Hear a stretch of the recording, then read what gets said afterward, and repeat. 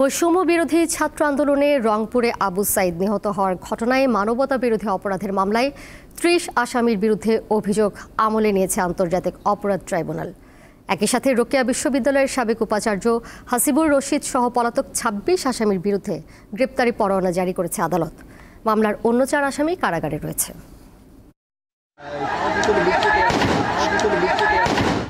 জুলাই গণ অভ্যুত্থানে রংপুরে প্রথম শহীদ হন রোকেয়া বিশ্ববিদ্যালয়ের শিক্ষার্থী আবু সাইদ। পুলিশের গুলিতে তিনি নিহত হওয়ার পরই আন্দোলনের মোড় ঘুরে যায়। এক পর্যায়ে গত বছরের ৫ আগস্ট আওয়ামী লীগ সরকারের পতন হয়।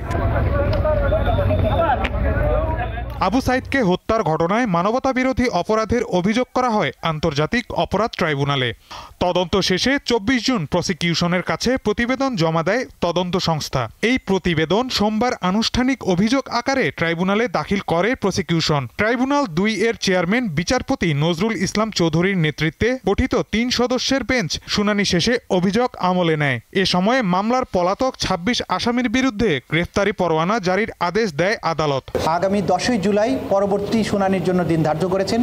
ওই দিন যে ৪ জন আসামি গ্রেপ্তারকৃত আছে তাদেরকে গ্রেপ্তার দেখানো পূর্বক তাদেরকে উপস্থিত করানোর জন্য জেল অথরিটিকে নির্দেশ দিয়েছেন এবং বাকি যে ২৬ জন আসামি আছে তাদেরকে গ্রেপ্তার করে ওই তারিখে হাজির করার জন্য আইন শৃঙ্খলা রক্ষাকারী বাহিনীর প্রতি নির্দেশ দিয়েছেন। এছাড়া তদন্ত প্রতিবেদনে সাবেক প্রধানমন্ত্রী শেখ হাসিনা ও সাবেক স্বরাষ্ট্রমন্ত্রী আসাদুজ্জামানকে আবু সাইদ হত্যার প্রধান উস্কানিদাতা হিসেবে উল্লেখ করা হয়েছে। সুপিরিয়র দায় হচ্ছে শেখ হাসিনার, আসাদুজ্জামান খান কামালের, আইজিপির এবং তারপরে পুলিশের রংপুরের যারা ঊর্ধ্বতন কর্তা ছিলেন তাদের ব্যাপারে ঊর্ধ্বতন দায় এখানে এই মামলাতে পাওয়া গিয়েছে। গত বছর ১৬ জুলাই বৈষম্য বিরোধী ছাত্র আন্দোলন চলাকালে পুলিশের গুলিতে প্রকাশ্যে নিহত হয় আবু সাইদ। মাহিদুর রহমান, দীপ্ত সংবাদ, ঢাকা।